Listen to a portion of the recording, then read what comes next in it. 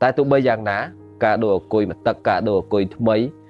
còn nếu ta ai cũng xong cháy không lẹ khăn để còn chỉ nơi không krong được còn nơi ngày đây nếu ta bật đo bật xả té có thể thay toàn được 1 tiền và hay cả start stop nhận nhộp còn vừa ơi miền ca si prem sân nơi lơ mà sân đây nhưng trong time con bị bật 1 tiết đại nè pra cua bị chà nè đấy cứ miền tháp bên là để dương bị môn máu dương dậy bị machine này chẳng chiêng môi trường nôn rồi còn miền ca chui chôn bàn lùm thìแต่បើសិនយើងនិយាយពីតាក់ទងទៅនឹង time machine មួយទៀតឧទាហរណ៍ទៅ hybrid ចោះប្រព័ន្ធមានអង្គុយមានខ្សែមាន inverter មានផ្សេងបាទមានទឹកស្អំថ្មីមាន motor អីផ្សេងទាំងអស់ហ្នឹង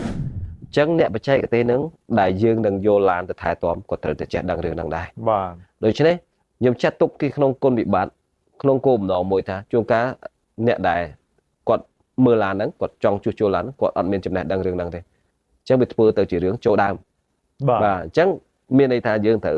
យើងជាអ្នកប្រើប្រាស់យើងត្រូវមានការស្វែងយល់បាទអញ្ចឹងនេះជាចំណុចដែលគេហៅថាបញ្ញាក់ស្មារតីបាទ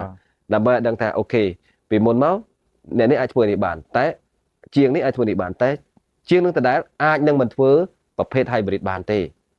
បាទដោយសារត្រូវការចំណេះដឹងបន្ថែមឧបករណ៍បន្ថែមដើម្បីធ្វើការវង្វេងដើម្បីធ្វើការធ្វើតេស្ត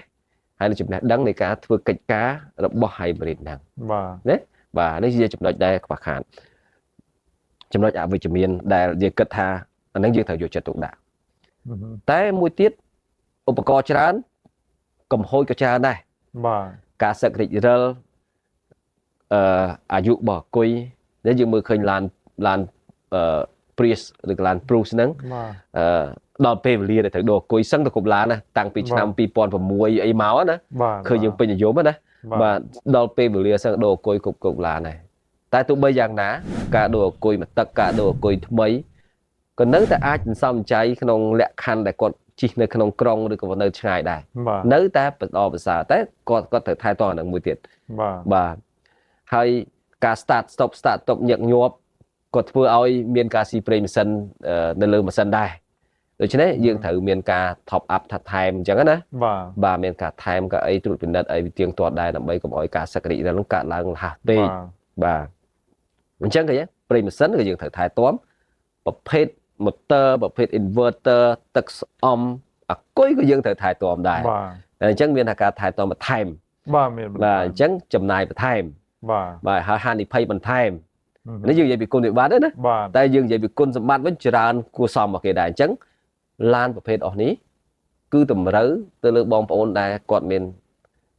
ការប្រើប្រាស់នៅក្នុងក្រុងហើយនឹងទៅឆ្ងាយក៏បានដល់គាត់អត់ចាំបាច់គិតថា